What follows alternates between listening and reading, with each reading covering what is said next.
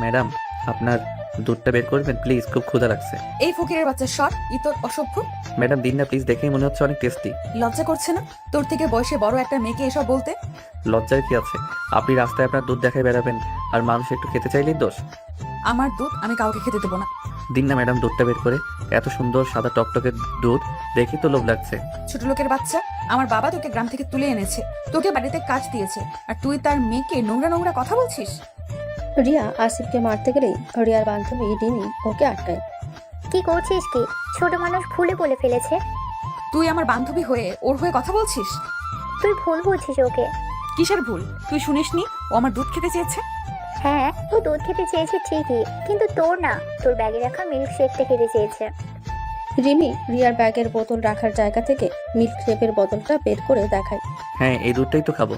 Madam তো বান্ধবী ম্যাডামকে বলেছিলেন যে বড় ম্যাডামের দেওয়াই দুধ নাকি খাবেন না, রাস্তায় যে ফেলে দিবেন। খাবার জিনিস ফেলে দেওয়ার দরকার কি ম্যাডাম? আমাকে দিন না, আমি খাই। রিয়া রিমির হাত থেকে বোতলটা নিয়ে আসিফের দিকে ছুঁড়ে মারে।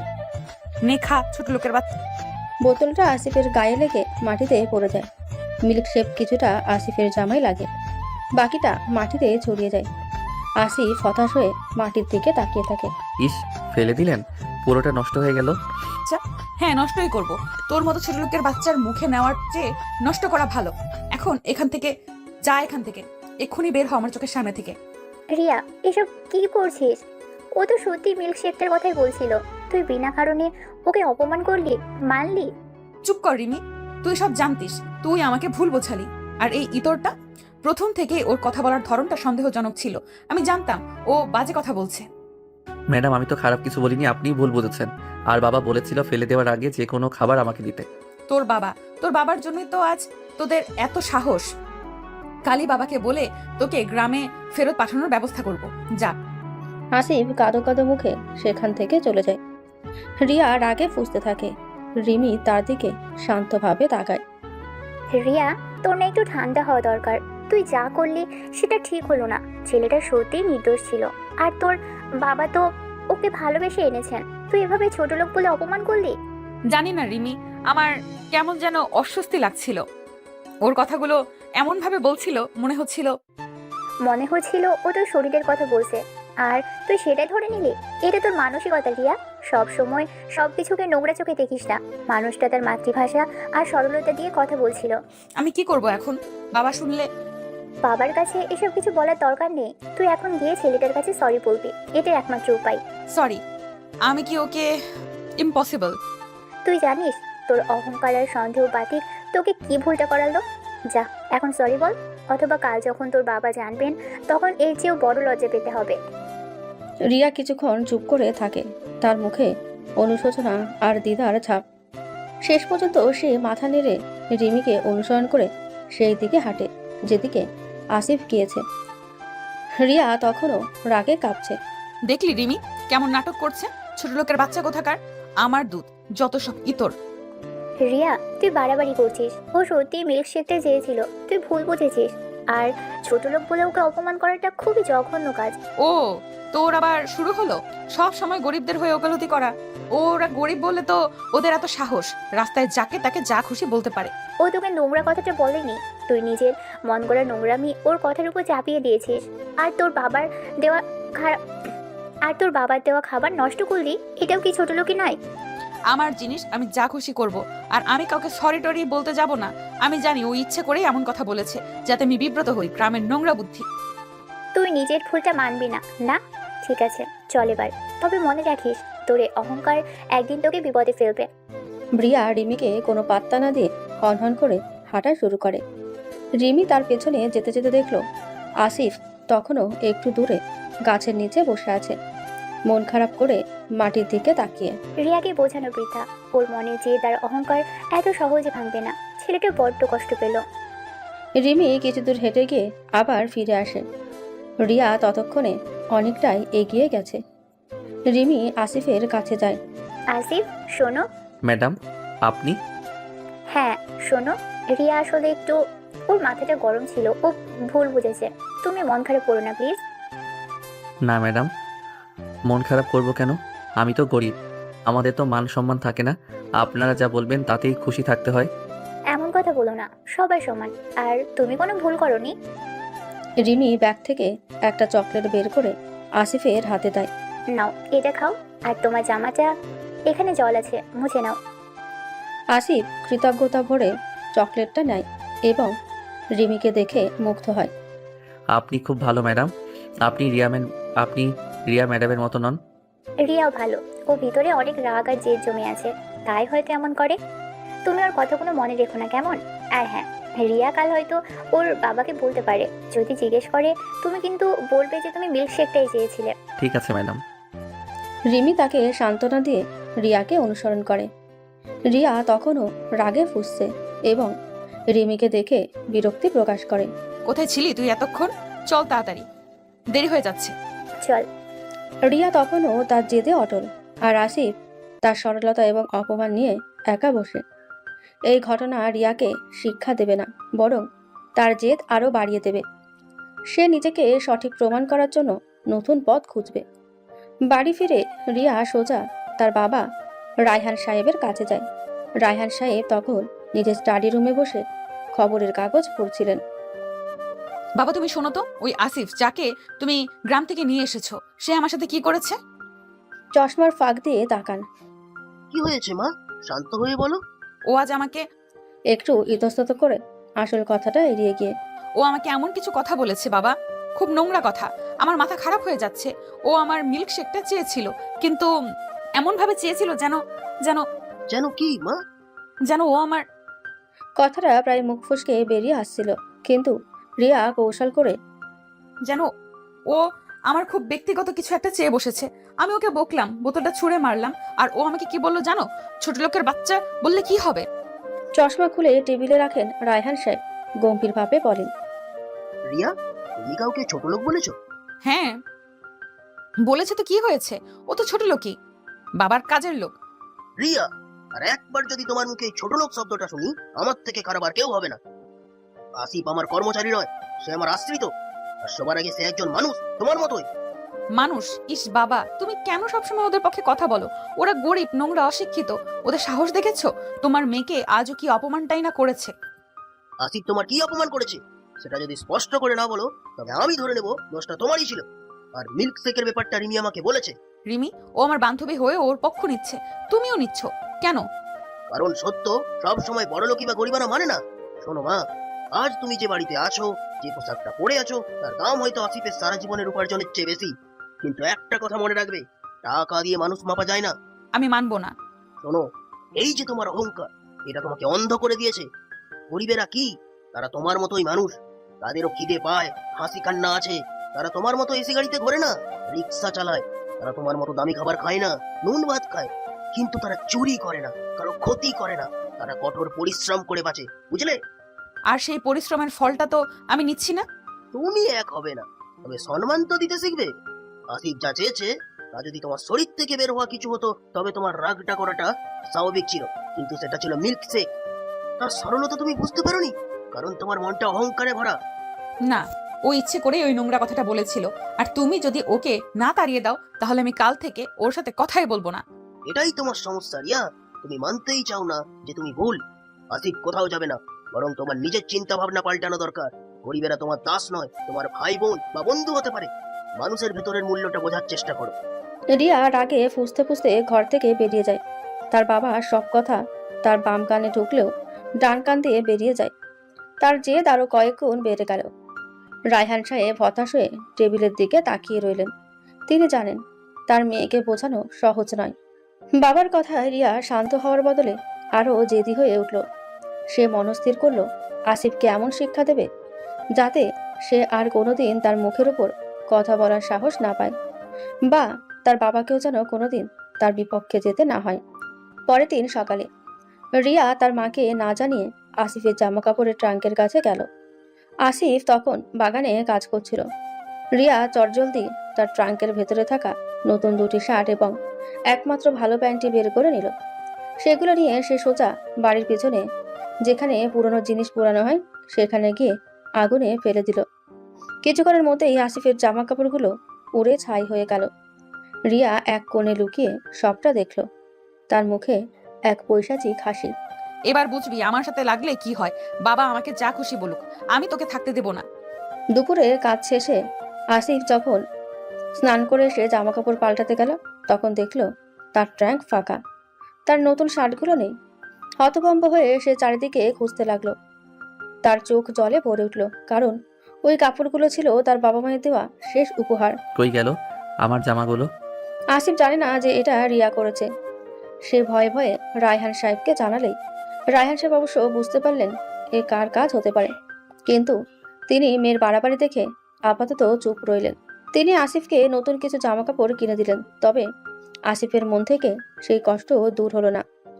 কদিন পর রিয়া কলেজে গেল। তার রাগের রেশ এখনো কাটেনি। ক্লাসের শেষে রিয়া যখন তার বন্ধুদের সাথে করিডোর দিয়ে যাচ্ছিল, তখন একটা ছেলে তার পথ আটকালো। ছেলেটা কলেজের 2য় বর্ষের ছাত্র, নাম অমিত। সে দেখতে বেশ স্মার্ট এবং ধনী পরিবারের ছেলে। হেই রিয়া, কেমন আছো? তোমার জন্য একটা জিনিস এনেছিলাম। অমিত একটা দামি চকলেটের বাক্স রিয়ার দিকে বাড়িয়ে দিল। তুমি কে আর আমাকে এসব দিচ্ছ কেন? আমি অমিত, তোমার সিনিয়র।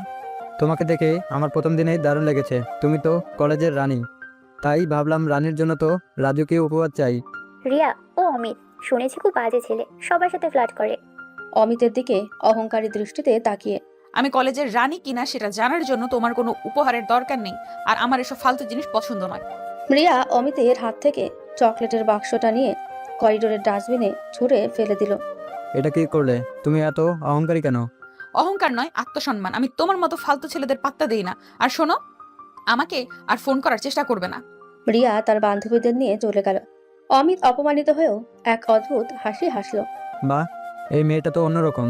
এর জেদটা আমার পছন্দ হলো। একে আমার চাই। তুমি আমাকে পাত্তা দিলে না রিয়া। তোমার এই অহংকারই আমি ভাঙবো। দেখা যাক তুমি কতদিন আমাকে এড়িয়ে যেতে পারো। রিয়া কলেজ থেকে বেরিয়ে গেল। তার মনে আসিফের ওপর জেদ আর অমিতের দেওয়া অপমানের মিশ্র প্রতিক্রিয়া। সে বুঝতেই পারল না তার অহংকার তাকে এক নতুন সমস্যার দিকে ঠেলে দিচ্ছে। এরপর দিনগুলো অন্যরকম হতে শুরু করলো। রিয়া যতবার অমিতকে এড়িয়ে চলতে চাইতো, অমিত ততবারই নতুন কোনো কৌশলে তার কাছাকাছি আসতো। সে রিয়ার ক্লাস টাইমিং, রুটিন, এমনকি পছন্দের জায়গাগুলো জেনে নিল। একবার রিয়া কলেজ ক্যান্টিনে বসেছিল। অমিত সেখানে এসে তার পছন্দের কোল্ড কফি আর একটা দামি চিজ কেক এনে দিল। এটা তোমার জন্য, জোর করবো না। খেতে ইচ্ছে না হলে ফেলে দিতে পারো। তবে একটা কথা, আমি তোমাকে সত্যি পছন্দ করি। আমি তোমার মতো আত্মবিশ্বাসী এবং স্পষ্টবাদী মেয়ে আগে দেখিনি। অমিতার চোখে এবার কোনো ফ্ল্যাটিং ছিল না, ছিল এক ধরনের মুগ্ধতা। রিয়া কিছুটা নরম হলো। এত দামি একটা উপহার ডাস্টবিনে ফেলার রুচি হলো না। থ্যাঙ্কস, কিন্তু আমার কাছে কেন আসছো? আমি তোমাকে পাত্তা দিই না। আমি হার মানতে শিখিনি। তোমার অহংকার আমাকে আরও আকর্ষণ করে। তোমার রাগ, তোমার জেদ, সবাই আমার ভালো লাগে। আমি তোমার ভেতরের নরম মানুষটাকে দেখতে চাই। অমিতের ভিন্ন কৌশল রিয়াকে ছুঁয়ে গেল। সে এতদিন ধরে শুনে এসেছে যে সে অহংকারী, বাজে, কিন্তু অমিত তার অহংকারকে প্রশংসা করছে। রিয়ার মনের গভীরে থাকা জেদটা এবার গলতে শুরু করলো। সে চিজ কেকটার এক টুকরো খেলো। রিমি পরে রিয়াকে একা পেয়ে, রিয়া, তোর কি হলো? তুই কেন ওকে পাতা দিচ্ছিস? ও একটা প্লে বয়, ওর কাছে সব মেয়ে খেলার পুতুল। ও রিমি, তুমি তো সবসময় খারাপ কিছু তুই তো সবসময় খারাপ কিছু খুঁজে পাস। আমি তো অন্যদের মতো নয়, অমিত অন্যদের মতো নয়। ও আমার যেটা সম্মান করে। আর শোন, আমাকে পটানো অত সহজ নয়। আমি ওকে দিয়ে ওর নোংরা অহংকার ভাঙবো। তুই আগুন নিয়ে খেলছিস, ও তোর অহংকার ভাঙবে, তুই ওর নয়। ও যে তোকে ধীরে ধীরে নিজের জালে জড়াচ্ছে, তুই সেটা বুঝতে পারছিস না। দেখি কি করতে পারে। আমি ওর সাথে মিশবো, কারণ ও স্মার্ট আর ধনী। আর তোর এসব ফালতু উপদেশ আমার দরকার নেই। এরপর থেকে রিয়া আর অমিতের মেলামেশা বাড়তে লাগলো। অমিত রিয়ার জন্য দামি দামি উপহার আনতো, কলেজে তার প্রশংসা করতো, আর রিয়াকে স্পেশাল ফিল করাতো। রিয়ার মনে হতে লাগলো অমিতে একমাত্র ছেলে যে তাকে ঠিকভাবে বুঝেছে। তার বাবার কাছে ও যে সম্মান পায়নি, অমিতের কাছে সে সেটা পাচ্ছে। এক সন্ধ্যায় কলেজ শেষ হওয়ার পর অমিত রিয়াকে তার গাড়িতে করে একটা নির্জন কফি শপে নিয়ে গেল। পরিবেশটা ছিল খুব রোমান্টিক। রিয়া, আমি আর থাকতে পারছি না। আমি তোমাকে মন থেকে ভালোবাসি। তুমি আমার জীবনে সব থেকে মূল্যবান সম্পদ হতে পারো। অমিত রিয়ার হাত ধরে। রিয়ার মনে তখন এক অন্যরকম অনুভূতি। তার অহংকার, জেদ, সবকিছু যেন অমিতের ভালোবাসার কাছে হার মানছিল। সে এতদিন ধরে যে মনোযোগ আর প্রশংসার কাঙাল ছিল, অমিত তাকে সেটাই দিয়েছিল। আমিও তোমাকে পছন্দ করতে শুরু করেছি অমিত। সেই দিনই তারা আনুষ্ঠানিকভাবে সম্পর্কে জড়ালো। রিমি এই সম্পর্ক মেনে নিতে পারল না। সে রিয়াকে বারবার সতর্ক করলো। রিয়া, তুই বড় ভুল করছিস। ও তোকে ব্যবহার করবে। তুই অন্ধ হয়ে গেছিস। তুই আমার জীবনে নাক গলাবি না। আমার জীবন আমি যা খুশি করব। তুই আমার ভালো চাস না। আমার মনে হচ্ছে অমিতই একমাত্র যে আমাকে ভালোবাসে। রিয়া নিজেকে সঠিক প্রমাণ করতে গিয়ে অমিতের গভীর ভালোবাসার ফাঁদে পা দিল। তার যে দেবার তাকেই বিপদে ফেলল। অন্যদিকে আসিফ তখনও রায়হান সাহেবের বাড়িতে কাজ করে চলেছে। রিয়া তার ক্ষতি করে তৃপ্তি পেলেও আসিফের ওপর তার রাগ কমার বদলে যেন আরো বেড়ে গেল। সে চাইতো আসিফ যেন বাড়ি ছেড়ে চলে যায়। রিয়া আর অমিতের প্রেম ধীরে ধীরে গাঢ় হলো। তারা প্রায়ই কলেজের বাইরে দেখা করত। রিয়া অমিতের মনোযোগে ভেসে যাচ্ছিল, আর তার অহংকার তাকে অন্ধ করে রেখেছিল। অন্যদিকে আসিফ নীরবে তার কাজ করে যাচ্ছিল। রিয়া মাঝে মাঝে ইচ্ছাকৃতভাবে অমিতের সাথে ঘনিষ্ঠ হওয়ার দৃশ্য এমনভাবে তৈরি করত যাতে আসিফ তা দেখতে পায়। একদিন বিকেলে আসিফ বাজার থেকে ফিরছিল। কলেজের পেছনের গলিতে একটা কফি শপের কাছে সে দেখল অমিত আর রিয়া গাড়িতে বসে গল্প করছে। আসিফ পাশ দিয়ে যাওয়ার সময় একটু উঁকি দিল। তার চোখ আটকে গেল অন্য একটা দৃশ্যে। অমিতের গাড়ি থেকে একটু দূরেই একটা মোটরসাইকেলে বসেছিল একটা মেয়ে। আসিফ লক্ষ্য করলো অমিত রিয়ার কাছ থেকে বিদায় নিয়ে গাড়ির পেছনে লুকিং গ্লাসে রিয়াকে দেখছিল, আর রিয়া তার চলে যাওয়া দেখছে। রিয়া একটু দূরে যেতেই অমিত দ্রুত গতিতে মোটরসাইকেলে বসা মেয়েটির কাছে গেল। আসিফ দেখল অমিত খুব অস্বাভাবিকভাবে বিশ্রী নজরে মেয়েটির হাত ধরল, হাসি ঠাট্টা করলো এবং মেয়েটিকে জড়িয়ে ধরে বিদায় নিল। মেয়েটির মুখেও হাসির ঝলক। আসিফ স্পষ্ট বুঝতে পারল অমিত শুধু রিয়ার সাথেই নয়, অন্য মেয়ের সাথেও সম্পর্ক রাখছে। এ কি, রিয়া ম্যাডামের সাথে প্রেম করছে আবার অন্য মেয়ে? এই ছেলেটা তো ভালো নয়। রিয়া ম্যাডামকে তো জানিয়ে দিতে হবে। আসিফ দ্রুত সাইকেল ঘুরিয়ে অমিতের পিছু নিল। অমিত যখন একা একটা নির্জন পার্কিং লটে তার গাড়ি রাখছিল, তখন আসিফ তার সামনে গিয়ে দাঁড়ালো। এই শুনুন, আপনি রিয়া ম্যাডামের সাথে কি করছেন? কে রে তুই? এই ছোট লোক সর। আমি রায়হান সাহেবের বাড়িতে কাজ করি। আপনি রিয়া ম্যাডামকে ঠকাচ্ছেন। আমি দেখলাম আপনি অন্য মেয়ের সাথেও। ও বুঝেছি, তুই তো সেই ঘরের চাকর। শোন রিয়া, আমার গার্লফ্রেন্ড, আর আমি কার সাথে মিশবো না মিশবো সেটা আমার ব্যাপার। তুই কি আমাকে বলার? আমি রিয়া ম্যাডামকে সব বলে দেব। আপনি ভালো লোক নন। আসিফের কথায় অমিতের চোখ জ্বলে উঠল। সে বুঝতে পারল এই গরিব ছেলেটা তার প্ল্যানে বাধা দিতে পারে। আসিফের কাঁধে হাত রেখে ফিসফিস করে, দেখ, তুই যদি রিয়াকে কিছু বলতে যাস তাহলে তোর কি হবে তা তুই নিজেও জানিস না। আমি তোকে এমন ফাঁসাবো যে তোর বাবা তোকে রাস্তা থেকে তুলে এনেও বাঁচাতে পারবে না। আসিফ ভয় পেল, কিন্তু তবুও পিছু হতে চাইল না। আমি ভয় পাই না। আমি রিয়া ম্যাডামকে সত্যিটা বলবই। অমিত মুহূর্তের মধ্যেই একটা পরিকল্পনা এঁটে ফেলল। সে জানে রিয়া কতটা অহংকারী আর জেদি, আর রিয়া তার কথা সহজে বিশ্বাস করবে না এবং আসিফকে মিথ্যাবাদী প্রমাণ করা সহজ হবে। পরের দিন অমিত রিয়াকে নিয়ে একটা রেস্টুরেন্টে গেল, দুঃখী হওয়ার ভান করে। রিয়া, আমার খুব খারাপ লাগছে। কাল তোমার বাড়ির ওই আসিফ নামের ছেলেটা কি করেছে ও? আবার কোনো নোংরামি? ও কাল আমাকে হুমকি দিয়েছিল, বলেছিল আমি নাকি তোমার যোগ্য নই, আর তোমার বাবা নাকি আমাদের সম্পর্কের কথা জানতে পারলে আমাকে বাড়ি থেকে বের করে দিবে। ও আরও বলল যে তুমি নাকি ওকে পছন্দ করো, আর আমাদের সম্পর্কটাও ও মেনে নিতে পারছে না। রিয়া হতবাক, তারপর রাগে ফুঁসতে থাকে। কি এত বড় সাহস আমার নামে এসব মিথ্যে কথা? আমার সাথে আমার বাবার কাছেও আমার নামে বদনাম করার হুমকি দিয়েছে। হ্যাঁ রিয়া, আমি বুঝতে পারছি না ও কেন এমন করছে। আমার মনে হয় ও তোমার বাবার কাছে আমার ইমেজ খারাপ করতে চাইছে, যাতে তুমি আর আমি আলাদা হয়ে যাই। তোমার বাবা তো ওকে খুব বিশ্বাস করেন। রিয়া অমিতের কথাগুলো অন্ধের মতো বিশ্বাস করলো। তার পুরনো রাগ আর নতুন প্রেম তাকে বাস্তব থেকে দূরে সরিয়ে দিল। রিয়া মনে করলো আসিফ ইচ্ছে করে তার সুখ সহ্য করতে পারছে না। জেদের সাথে রিয়া বলল, তুমি ভেবো না অমিত, আমি ওকে দেখে নেব। ও আমাকে আর তোমাকে আলাদা করতে পারবে না। আমি এক্ষুনি বাবার কাছে যাব আর ওকে বাড়ি থেকে দূর করার ব্যবস্থা করব। রিয়া রেস্টুরেন্ট থেকে বেরিয়ে সোজা বাড়ি ছুটল। আসিফ তখন একটা ফুলের টবে জল দিচ্ছিল। রিয়া তীব্র আক্রোশে তার দিকে এগিয়ে গেল। এই শোন, তোর এত সাহস আমার আর অমিতের নামে বাবার কাছে মিথ্যা নালিশ করার হুমকি দিচ্ছিস, আর আমার নামে বলছিস যে আমি নাকি তোকে পছন্দ করি। তুই নিজেকে কি ভাবিস? ম্যাডাম, আমি তো শুধু অমিত সাহেবকে বলছিলাম যে সে। চুপ কর। তোর মতো গরিবের বাচ্চা কোনোদিন আমার চোখেও পড়বে না। তুই শুধু আমার জীবনটা নষ্ট করতে চাস। আমার বাবার কাছে গিয়ে সব বলবো। কালকের মধ্যে তোকে এই বাড়ি থেকে বের হতে হবে। আসিফ বুঝতে পারল অমিতের পাতা ফাঁদে এসে ফেসে গেছে। রিয়া তার কোনো কথাই শুনবে না। তার চোখ ছলছল করে উঠল। রিয়া ম্যাডাম, আপনার আজ অনেক টাকা, অহংকার আর ক্ষমতা। আপনি আমাকে রাজমহল থেকে রাস্তায় নামাতে চাইছেন, নামান, কিন্তু একটা কথা মনে রাখবেন, আসিফ তীব্র দৃষ্টিতে রিয়াকে দেখল। একদিন আপনারও অহংকার ভাঙবে, আর আপনারও এই রাজমহল থেকে রাস্তায় নামার দিন আসবে। গরিবদের অভিশাপ সহজে লাগে না, কিন্তু যখন লাগে তখন সব কেড়ে নেয়। আসিফের এই অভিশাপ রিয়াকে কাঁপিয়ে দিল, কিন্তু তার জেদ সেই ভয়কে মুহূর্তেই ঢেকে দিল। রিয়ার আগে অন্ধ হয়ে তার বাবার দিকে ছুটল। অমিতের চাল সফল হলো। আসিফ রায়হান সাহেবের চোখে খারাপ হওয়ার দ্বার প্রান্তে, আর রিয়া তার নিজের পায়ে কুড়াল মারল। রিয়া তার বাবার কাছে গিয়ে আসিফের বিরুদ্ধে অমিতের শেখানো মিথ্যা অভিযোগগুলো এমনভাবে উপস্থাপন করলো যে রায়হান সাহেব দ্বিধায় পড়ে গেলেন। তিনি মেয়েকে বিশ্বাস করবেন নাকি এতদিন ধরে বিশ্বস্ত আসিফকে? এই নিয়ে তার মনে দ্বন্দ্ব চলল। তবে রায়হান সাহেব আপাতত আসিফকে কিছু বললে না, শুধু রিয়াকে বোঝালে যে প্রমাণ ছাড়া কাউকে দোষী বলা উচিত নয়। রিয়া এতে আরো জেদি হয়ে উঠল। পরের দিন ছিল অমিতের জন্মদিন। সকাল থেকে অমিত রিয়াকে নানান দামি উপহারে ভরিয়ে দিল। রিয়া নিজেকে স্পেশাল মনে করতে শুরু করলো, আর আসিফের অভিশাপের কথা পুরোপুরি ভুলে গেল। বিকেলে অমিত রিয়াকে ফোন করে। রিয়া, আজ আমার জন্মদিন। আমি তোমার সাথে একটু একা সময় কাটাতে চাই। একটা খুব স্পেশাল সারপ্রাইজ আছে তোমার জন্য। কোথায়? আমার মামার একটা ফ্ল্যাট আছে, ওই কলেজের থেকে কাছেই, এখন খালি থাকে। সেখানে একটা ছোটোখাটো আয়োজন করেছি।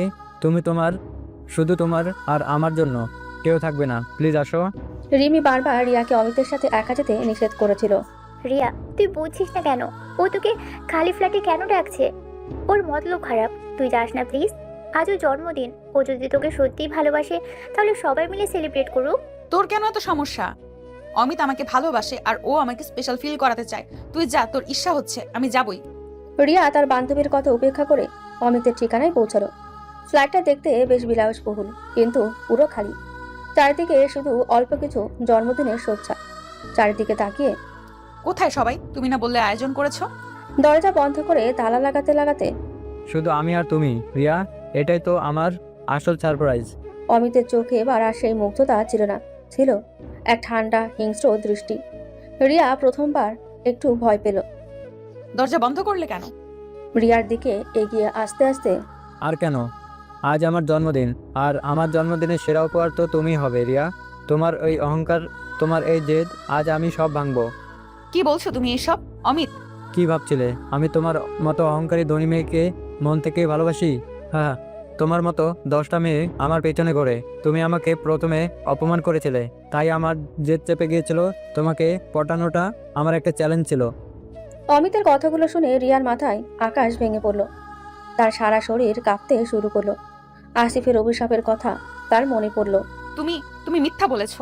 অবশ্যই, তোমার মতো ইগোভর্তি মেয়েদের পটাতে গেলে একটু অভিনয় তো করতেই হয়। আর এখন অমিত জোর করে রিয়ার হাত ধরল। এখন আমার খেলার পালা। আজ তোমার অহংকারটা আমি পায়ে মিশে দিব। রিয়া নিজেকে ছাড়ানোর জন্য প্রাণপণ চেষ্টা করতে লাগলো। সে চিৎকার করার চেষ্টা করলো, কিন্তু অমিত তাকে চেপে ধরল। ছাড়ো আমাকে। অমিত, রিমি ঠিক বলেছিল, বাবা বাঁচাও আমাকে। কেউ নেই রিয়া, তোমার অহংকারের রাজমহল আজ ভাঙতে চলেছে। আজ তোমার সব অহংকার আমি শুষে নিব। রিয়া বুঝতে পারল তার জীবনের সবচেয়ে বড় বিপদ আসন্ন।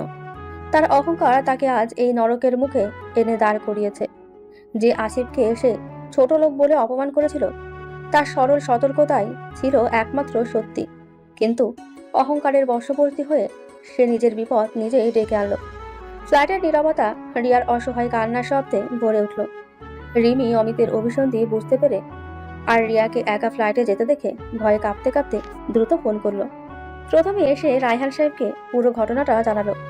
মেয়ের বিপদের কথা শুনে রায়হান সাহেব আর এক মুহূর্ত দেরি করলেন না। সঙ্গে সঙ্গেই পুলিশ নিয়ে ফ্ল্যাটের ঠিকানায় রওনা হলেন। এরপর রিমি রায়হান সাহেবের বাড়ির ল্যান্ডলাইনে ফোন করে কাঁপা গলায় আসিফকে সব খুলে বলল। আসিফ, তাড়াতাড়ি যাও, রিয়া বিপদে পড়েছে। আমি তোকে একা একটা ফ্ল্যাটে ডেকে, প্লিজ তুমি যাও। অ্যাড্রেসটা আমি তোমাকে মেসেজ করে দিচ্ছি। আসিফের মনে রিয়ার প্রতি ঘৃণা থাকলেও রিমি আর রায়হান সাহেবের দয়া তার মনে ছিল। তাছাড়া সে নিজে চোখে অমিতের প্রতারণা দেখেছে। এক মুহূর্ত দেরি না করে সে দ্রুত সাইকেল নিয়ে ফ্ল্যাটের দিকে ছুটল। আসিফ যখন ফ্ল্যাটটির সামনে পৌঁছালো, তখন ভেতরের দরজাটা হালকাভাবে ভেজানো ছিল। সে দরজায় ধাক্কা দিতেই তা খুলে গেল। ভেতরে ঢুকে সে দেখলো মেঝেতে পড়ে থাকা রিয়াকে অমিত চাপটে ধরে আছে এবং রিয়া প্রাণপণে নিজেকে ছাড়ানোর চেষ্টা করছে।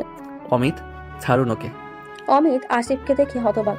সে কল্পনাও করেনি যে এই ছোট লোক চাকর সবার আগে এখানে এসে পৌঁছাবে। রাগে অন্ধ হয়ে আসিফ তার গ্রাম্য শক্তিতে ঝাঁপিয়ে পড়ল অমিতের ওপর। অমিত শুধুমাত্র দামি জামাকাপড় পরা একটা প্লেবয়। আসিফের অপ্রত্যাশিত আক্রমণের কাছে দাঁড়াতেই পারল না। আসিফ তাকে এলোপাতাড়ি কিলঘুষি মারতে শুরু করলো। মার খেয়ে অমিত বুঝে গেল এখানে থাকা নিরাপদ নয়। সে দ্রুত নিজেকে ছাড়িয়ে নিয়ে ফ্ল্যাটের পেছনের সিঁড়ি দিয়ে পালিয়ে গেল। অমিত পালাতেই রিয়া ভয় আর অপমানে পাথরের মতো বসে রইল। তার দামি পোশাক ছিন্ন ভিন্ন, সে অর্থনগ্ন। তার চোখে তখন কোনো জেদ নেই, শুধু এক হিমশীতল আতঙ্ক। জীবনের সবচেয়ে বড় বিপদের মুহূর্তে তার সব অহংকার, সমস্ত দিমাগ ভেঙে চুরমার হয়ে গেল।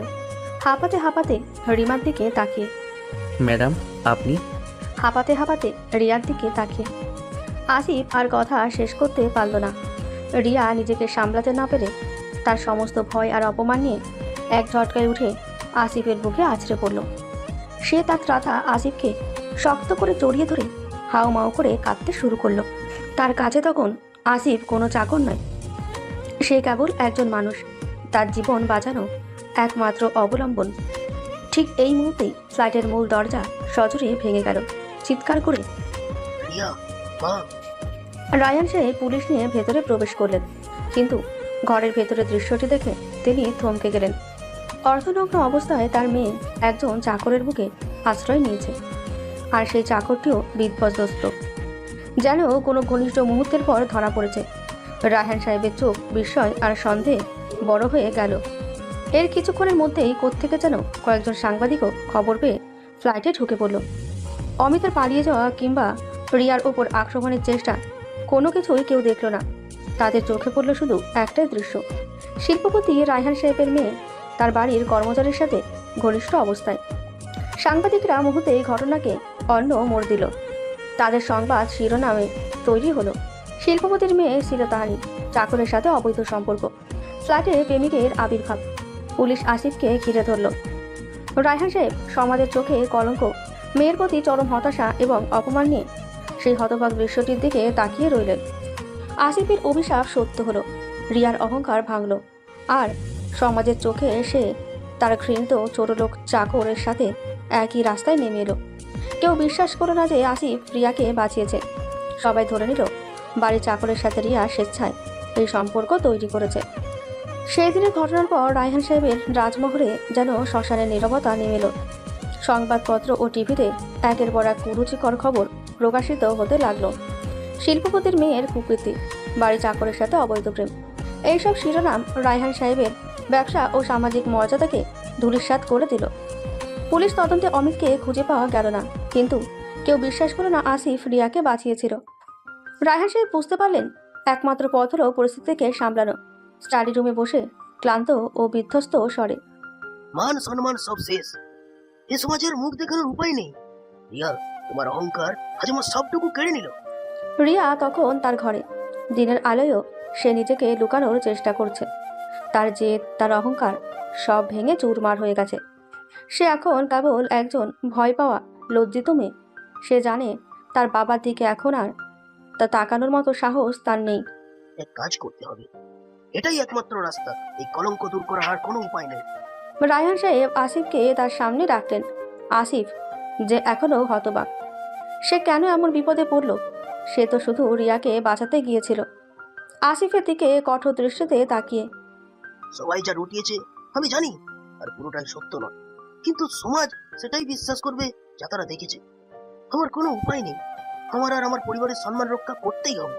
নীরবে মাথা নিচু করে সাহেব, আমি রিয়া ম্যাডামকে। আসিফের কথা থামিয়ে চুপ, এখন আর কোনো কথা নয়। আমি সিদ্ধান্ত নিয়েছি, তোমরা বিয়ে করবে। আসিফ চমকে ওঠে। রিয়া ম্যাডামের সাথে বিয়ে? যে তাকে ছোটলোক বলে অপমান করত, যার অভিশাপে তার জামা কাপড় পুড়িয়ে দেওয়া হয়েছিল কাপা কাপা স্বরে। সে কি বলছেন সাহেব? আমি তো আপনার। আমার কর্মচারী, তাই তো? কিন্তু এখন তুমি আমার জামাই হবে। অন্তত সমাজের কাছে এটাই প্রমাণ হবে যে আমার মেয়ে কোনো অবৈধ সম্পর্ক রাখেনি। সে একজন গরিব ছেলেকে ভালোবেসেছে, যা পরে আমি মেনে নিয়েছি। এতে কিছুটা হলেও আমার মুখ বাঁচবে। আর তুমি এই বাড়ির চাকর থেকে রায়হান সাহেবের জামাই হবে। আসিফ মাথা নিচু করে রইল। তার কাছে এটা ভাগ্যের এক নির্মম পরিহাস। এদিকে বিশাল সম্পত্তির হাতছানি, অন্যদিকে রিয়ার ঘৃণা আর এই সমাজের চাপ। সে জানে এই বিয়ে তাকে সম্মান দেবে না, বরং আরো বড় এক বন্দি দশা এনে দেবে। সে নিজেকে এই অভিশাপের শিকার মনে করে, যে অভিশাপ সে রিয়াকে দিয়েছিল। এরপর রায়হান সাহেব রিয়াকে ডেকে আনলেন এক রাশ ঘৃণা নিয়ে। রিয়া, তোমার অহংকার তোমাকে এই অবস্থায় এনে দিয়েছে। এখন এর ফল ভোগ করো। কালকেই আমি তোমাদের বিয়ের ব্যবস্থা করছি। বাবা আমি তোমার কোনো কথা আমি শুনতে চাই না।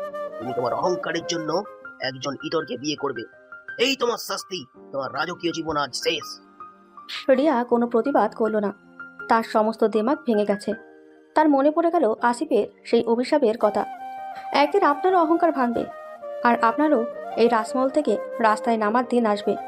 রিয়া বুঝল সে এখন রাস্তায় নেমে এসেছে, কারণ সে এখন সেই ছোট লোক চাকরের স্ত্রী হতে চলেছে। পরের দিন কোনো জাঁকজমক ছাড়াই রায়হান সাহেবের বাড়িতে রিয়া আর আসিফের বিয়ে হয়ে গেল।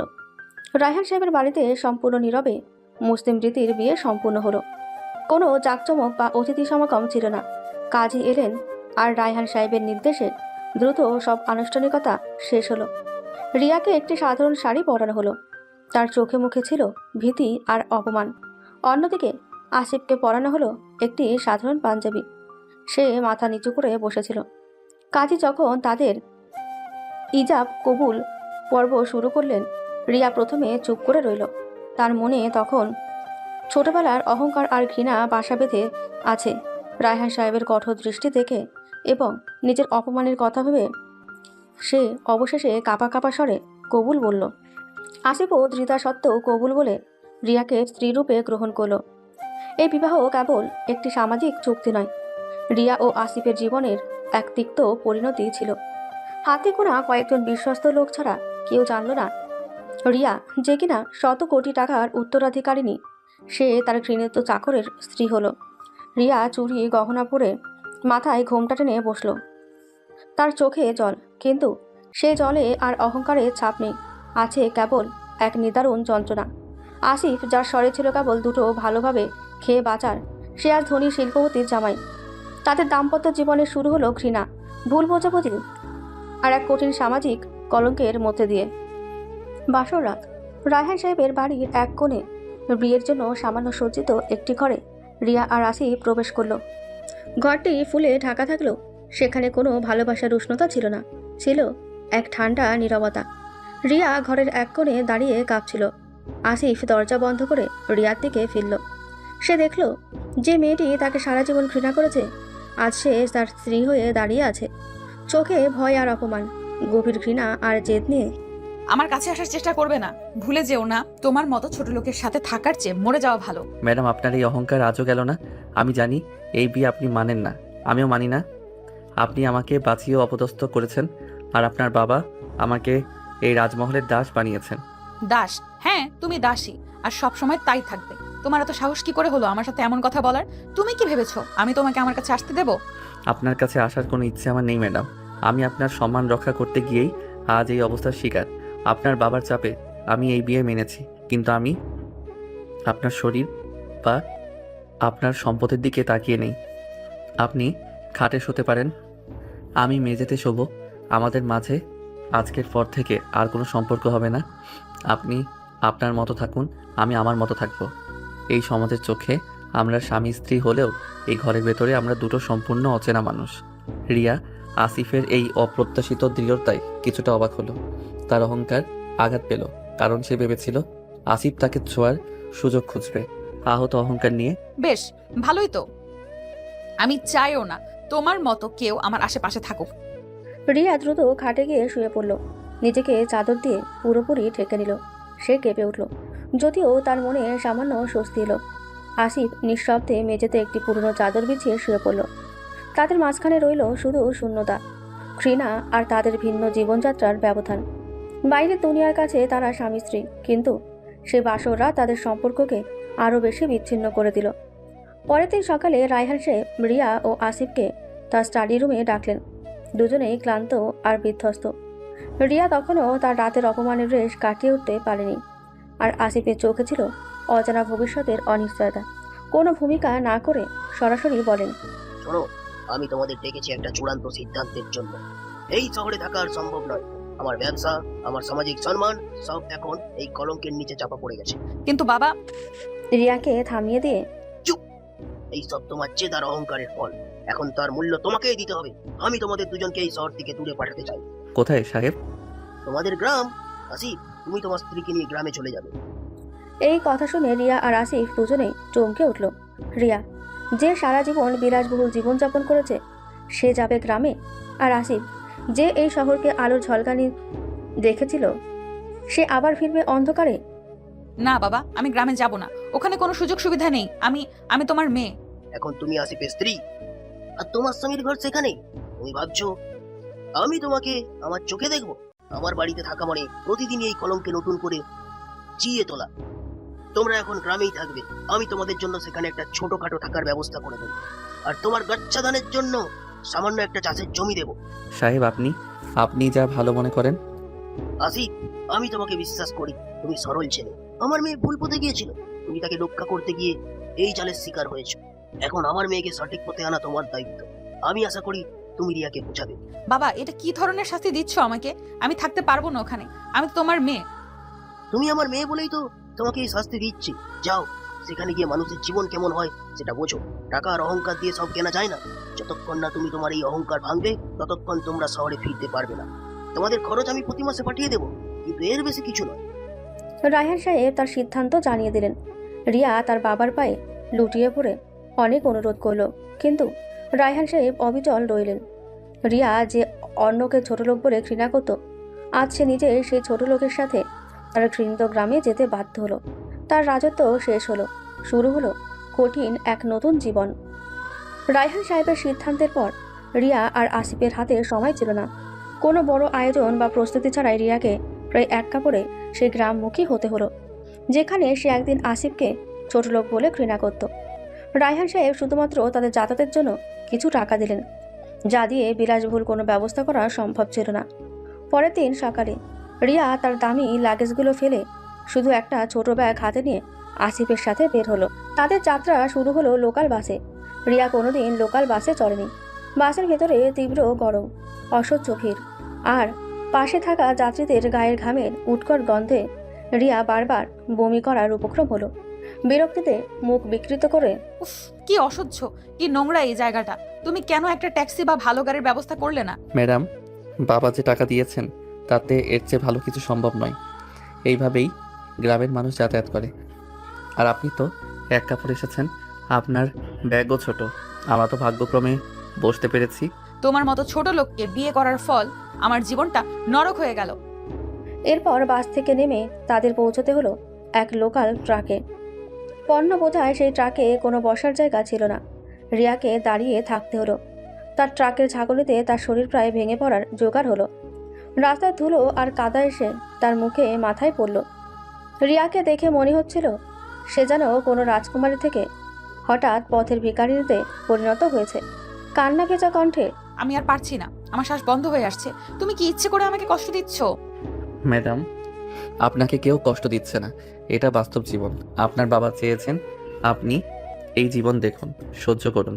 এটাই আপনার নতুন ঠিকানা। দিনের শেষে যখন তারা গন্তব্যে পৌঁছালো, তখন রিয়া ধুলোমাখা, বিধ্বস্ত এবং সম্পূর্ণ ক্লান্ত।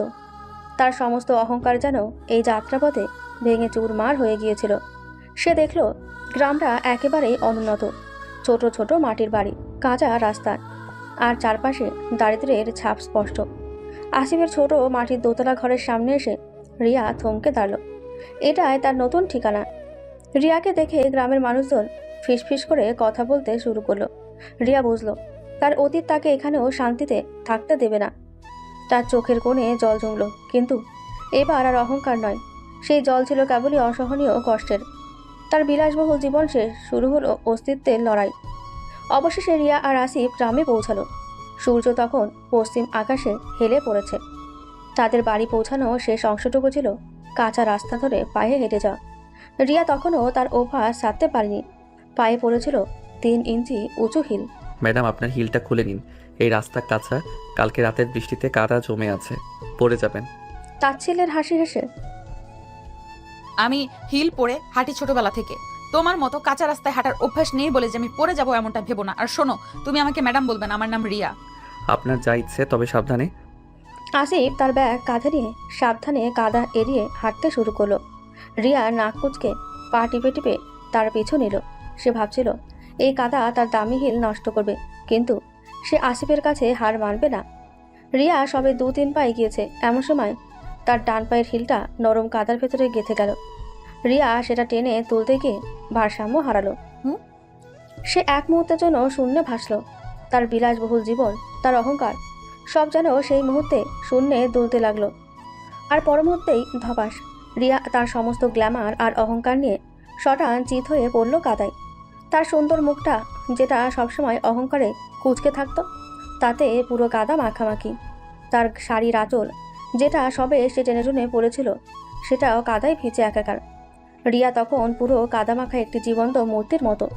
ঘুরে দাঁড়িয়ে দৃশ্যটা দেখে প্রথমে একটু থমকে গেল, তারপর মুখ চেপে হাসলো।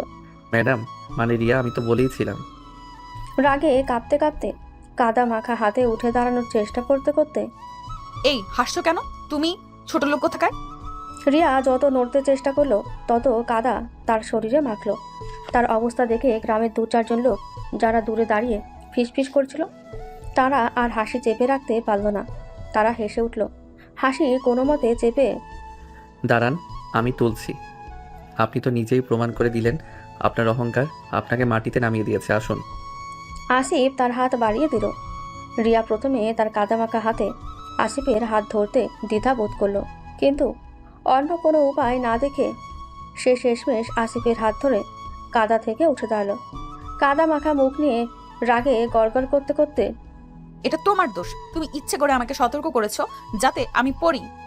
আমি তো চেয়েছিলাম আপনি আপনার অহংকার বলে সতর্ক হন, কিন্তু আপনার অহংকারই আপনাকে মাটিতে নামালো।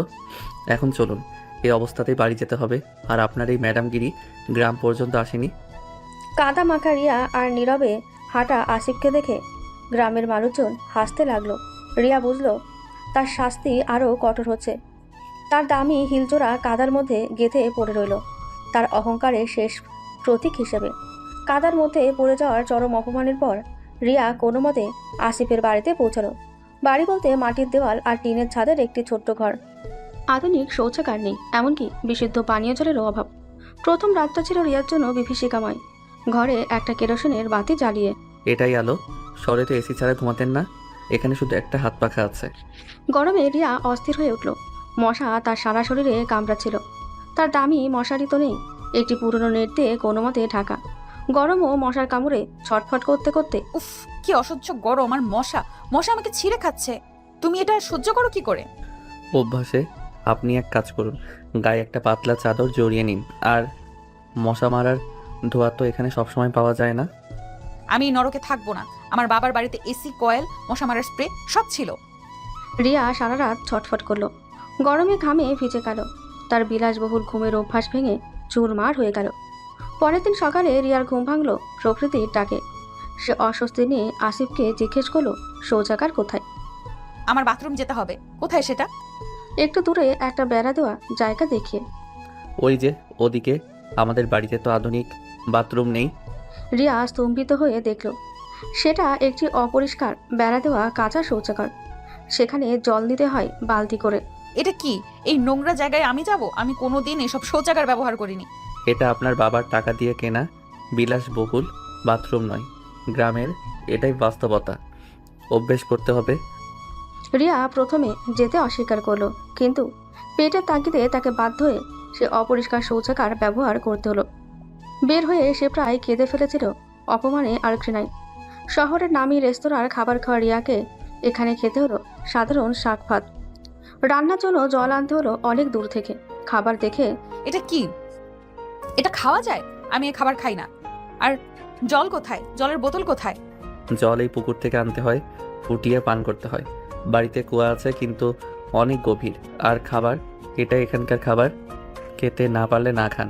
এখানে দামি রেস্টুরেন্টে রিয়ার ক্ষুধা পেল, কিন্তু সেই খাবার সে মুখে দিতে পারল না। রাতে তার পেটে জ্বালা শুরু হলো। তার সব বিলাসিতা, তার সব অহংকার এখন তার জীবনের সবচেয়ে বড় বাধা হয়ে দাঁড়ায়। সে বুঝতে পারল এই গ্রামে তার ম্যাডামগিরি চলবে না। জীবন এখানে অনেক কঠিন, অনেক কঠোর। গ্রামের রিয়ার জীবন দুর্বিষহ হলেও সে তার অভ্যাস ছাড়তে পারছিল না। খাবার, জল, শৌচাগার সব কিছুতে সে তার বিরক্তি প্রকাশ করত। গ্রামের সরল মানুষগুলোর সাথেও সে খারাপ ব্যবহার শুরু করলো। এক দুপুরে আসিফ যখন তার জন্য সামান্য দোকানটি গোছাতে বাইরে গিয়েছিল, তখন রিয়া তাদের বাড়ির কুয়া থেকে বালতিতে জল তোলার চেষ্টা করছিল। রিয়া তো কোনোদিন এই কাজ করেনি। এ বালতি কুয়ার ভেতরে পড়ে গেল। বিরক্তিতে পা ঠুকতে ঠুকতে উফ, কোথাকার অপদার্থ কুয়া এটা! এখন আমি কি করব? পাশের বাড়ির একজন বয়স্ক মহিলা, যার নাম শশী মাসি, তিনি রিয়ার চিৎকার শুনে এগিয়ে এলেন। শশী মাসি খুবই দরিদ্র, কিন্তু হৃদয় দিয়ে তিনি গ্রামের ধনী দরিদ্র নির্বিশেষে সকলকেই ভালোবাসেন। কি হয়েছে বৌমা? তোমার আলতি পড়ে গেছে বুঝি? দাঁড়াও, আমি তুলে দিচ্ছি। আপনি কেন? আপনি তো নোংরা, আপনি ধরবেন না। আমি আসিফকে দিয়ে পরে করব। যান এখান থেকে। শশী মাসির চোখে সামান্য জল এলেও তিনি রিয়াকে কিছু বললেন না। তিনি হাসি মুখে তার কোমরে জড়ানো দড়িটা টেনে কুয়ার ভেতরে ফেলে দিলেন, আর দক্ষতার সাথে মুহূর্তের মধ্যেই বালতিটা তুলে আনলেন। বালতিটা এগিয়ে দিয়ে, নাও বৌমা, প্রথম প্রথম অসুবিধা হবে, আস্তে আস্তে সব ঠিক হয়ে যাবে। তুমি তো শহরের মেয়ে, তোমার কষ্ট হচ্ছে। তুমি যদি কিছু না পারো আমাকে বলবে, আমি আছি তোমার পাশে। রিয়ার কঠোর ব্যবহার সত্ত্বেও শশী মাসির এই আন্তরিক ব্যবহার রিয়াকে অবাক করলো। সে কিছু বলতে পারল না। অন্য একদিন রিয়া দুপুরে একা রান্না করতে গিয়ে হাতে ফোসকা ফেলে দিল। যন্ত্রণায় সে কাঁদতে শুরু করলো। তখন পাশের বাড়ির একটি কিশোরী মেয়ে, যার নাম মিনা, ছুটে এলো। ভাবি, কি হয়েছে? হাত পুড়ে গেছে? কেন এসেছিস তুই? দূর হ, তোর মতো ছোট লোকের স্পর্শ আমার লাগবে না। মিনা একটু না কেঁদে ঘর থেকে দ্রুত ঠান্ডা জল আর কাঁচা হলুদ নিয়ে এলো। সে জোর করে রিয়ার হাতে হলুদের প্রলেপ লাগিয়ে দিল। এই নাও, হলুদ দিলে জ্বালা কমে যাবে। তুমি রাগ করছো কেন? আমরা তো তোমার ক্ষতি চাই না। তুমি একা একা রান্না করতে পারো না, বলনি কেন? মিনার এই সেবা এবং ভালোবাসা দেখে রিয়া নিজেকে আরো বেশি অপরাধী মনে করলো। গ্রামের এই মানুষগুলো, যাদের সে ছোট লোক বলে ঘৃণা করত, আজ তারা তার চরম খারাপ ব্যবহারও ভালোবাসায় ফিরিয়ে দিচ্ছে। সন্ধ্যার পর আসিফ দোকান থেকে ফিরলে রিয়া লক্ষ্য করলো গ্রামের অনেকেই তাদের বাড়িতে কিছু সবজি, ডিম বা ফল দিয়ে যাচ্ছে। আসিফকে ফিসফিস করে, এরা কারা? এরা কেন দিচ্ছে এসব? এরা গ্রামের মানুষ। আমি ছোট দোকানটা শুরু করেছি তো, তাই আশীর্বাদ করছি। আর আমি ওদের বাড়িতে কাজ করতাম, তাই ওরা ভালোবাসে। কিন্তু আমি তো এদের সাথে খুব বাজে ব্যবহার করেছি। এরা আপনার মতো নয়। এদের কাছে টাকা বা অহংকার বড় নয়, সম্পর্ক আর মানবতা বড়। এদের মনে কোনো বিদ্বেষ নেই। আপনার বাবার অহংকার আপনাকে যতটা কষ্ট দিয়েছে, এদের সরলতা ততটাই শান্তি এনে দিতে পারে। রিয়া এবার চুপ করে গেল। গ্রামের মানুষের এই নিঃস্বার্থ ভালোবাসা তার কঠিন হৃদয়ের বরফ গলাতে শুরু করলো। সে বুঝতে পারল ছোট লোক সে নয়, বরং তার অহংকারিতাকে ছোট করে রেখেছিল। গ্রামে এসে আসিফ তার নতুন জীবন শুরু করলো। রায়হান সাহেব যে সামান্য দোকানটি করে দিয়েছিলেন, তাতে বিশেষ আয় হচ্ছিল না, কিন্তু রিয়াকে তো সাধারণ শাক ভাত ছাড়া ভালো কিছু দেওয়া যাচ্ছিল না। রিয়া তখনও পুরোপুরি মানিয়ে নিতে পারেনি। রিয়া যতই অহংকার করুক, ও তো অভ্যস্ত নয় এই কষ্টে। শহরের মেয়ে ভালো কিছু খাবার না পেলে অসুস্থ হয়ে পড়বে। একদিন সকালে আসিফ তার দোকান বন্ধ রাখলো। সে সোজা গ্রামের মাঠে চলে গেল। গ্রামের মানুষেরা তাকে দেখে অবাক হলো। আসিফ একজন দিনমজুরের সাথে কথা বলে তার জমিতে সারাদিনের জন্য কাজ শুরু করলো। কাঠ ফাটা রোদে কোদাল চালাতে গিয়ে আসিফের শরীর দিয়ে দরদর করে ঘাম ঝরতে লাগলো। তার শহরের বাবুগিরির সামান্য ছাপটুকু মুছে গেল কঠোর পরিশ্রমে। সারাদিনের অক্লান্ত পরিশ্রমে তার পিঠ হাত ব্যথা হয়ে গেল। সন্ধ্যা নামার আগেই সে তার মজুরি পেল, সামান্য কিছু টাকা। সেই টাকা হাতে নিয়ে আসিফ সোজা বাজারে গেল। সে বাজারে সব থেকে ভালো জিনিসগুলো খুঁজল। রিয়া শাক ভাত খেতে পারেনি, তাই সে ভালো দেখে কিছু মাছ আর একজোড়া ভালো মুরগি কিনল। এরপর সে রিয়াকে পরার জন্য একটি নতুন কিন্তু সাধারণ সুতির শাড়ি কিনল। শাড়িটা দেখে তার মনে পড়ল রিয়া সবসময় দামি লেহেঙ্গা বা ডিজাইনার ড্রেস পরত, তবুও তার সাধ্যমতো এটাই সেরা। আসিফ যখন বাড়ি ফিরল, তখন তার শরীর ক্লান্তিতে ভেঙে পড়েছিল। তার জামা কাপড় কাদা আর ঘামে ভেজা, হাতে মাছ, মুরগি আর শাড়ির প্যাকেট। অবাক হয়ে, তুমি কোথায় গিয়েছিলে সারাদিন? আর তোমার এই অবস্থা কেন? দোকানে তো তেমন বিক্রি নেই, তাই ভাবলাম যদি দিনমজুরের কাজ করে কিছু টাকা আসে। দিনমজুর তুমি? কিন্তু কেন? তোমার শরীর খারাপ করবে তো। হাতে থাকা জিনিসগুলো এগিয়ে দিয়ে এটা তোমার জন্য। তুমি ভালো কিছু খেতে পারছিলে না, আর তোমার শাড়িও কাদায় নষ্ট হয়ে গেছে, তাই একটা শাড়ি কিনলাম। রিয়া মাছ আর মুরগি দেখেও ততটা অবাক হলো না যতটা হলো শাড়ির প্যাকেট আর আসিফের বিধ্বস্ত চেহারা দেখে। আসিফ তার জন্য সারাদিন মাঠে কাজ করেছে, যে রিয়া তাকে চোরলোক বলে ঘৃণা করত। আজ সে আসিফ তার ভালো থাকার জন্য নিজের শরীরকে কষ্ট দিচ্ছে। রিয়ার চোখে জল এসে গেল। সেই জল অহংকার বা অপমানের জন্য নয়, বরং অনুশোচনা আর নতুন উপলব্ধির। আমার জন্য এত কষ্ট করার কি দরকার ছিল? তুমি তো আমার প্রতি রাগ দেখাতে পারতে। রাগ দেখিয়ে কি হবে রিয়া? আপনি আমার স্ত্রী, আপনার কষ্ট হচ্ছে সেটা আমি সহ্য করতে পারি না। আমি তো শুধু একজন মানুষ, আর আপনি আমার কাছে আপনার অহংকার নয়, আপনি সব। রিয়া এবার আর কোনো বাজে কথা বলতে পারল না। সে নিচু হয়ে আসিফের হাত থেকে জিনিসগুলো নিল। তার মনে হলো আসিফের ঘামে ভেজা শরীর আর কাদামাখা পোশাকের ভেতরেই যেন সত্যিকারের মানবতা লুকিয়ে আছে। সেই রাতে রিয়া সেই নতুন শাড়িটা পরে আসিফের রান্না খাবার রান্না করলো। প্রথমবার তাদের রান্নাঘরে ভালোবাসার গন্ধ ছড়ালো। দিন যেতে থাকলো। রিয়া দেখলো আসিফ প্রতিদিন তার জন্য অক্লান্ত পরিশ্রম করছে, কখনো দোকানে, কখনো মাঠে দিনমজুরের কাজ করে। সে যেটুকু উপার্জন করে তার বেশিরভাগটাই রিয়ার স্বাচ্ছন্দ্যের জন্য খরচ করে। রিয়াকে ভালো খাবার এনে দেওয়া, ঘরের খুঁটিনাটি জিনিস ঠিক করা, সবই করত সে হাসি মুখে, কোনো অভিযোগ ছাড়াই। রিয়ার কঠিন হৃদয়ে জমতে থাকা বরফের স্তর এবার গলতে শুরু করলো। সে দেখলো গ্রামের সাধারণ মানুষগুলো যাদের সে ঘৃণা করত, তারা কতটা নিঃস্বার্থ আর মানবিক। অন্যদিকে আসিফ, যাকে সে ছোট লোক চাকর বলে অপমান করত, সে তার জন্য নিজের আরাম আয়েশ সব ত্যাগ করেছে। একদিন সকালে রিয়া নিজেই কুয়োর জল তুলতে গেল। এবার সে সাবধানে হিল ছাড়া খালি পায়ে গেল। জল তুলতে কষ্ট হলো, সে ধীরে ধীরে কাজটা শিখে নিল। শশী মাসি দূর থেকে হাসি মুখে তাকে উৎসাহ দিলেন।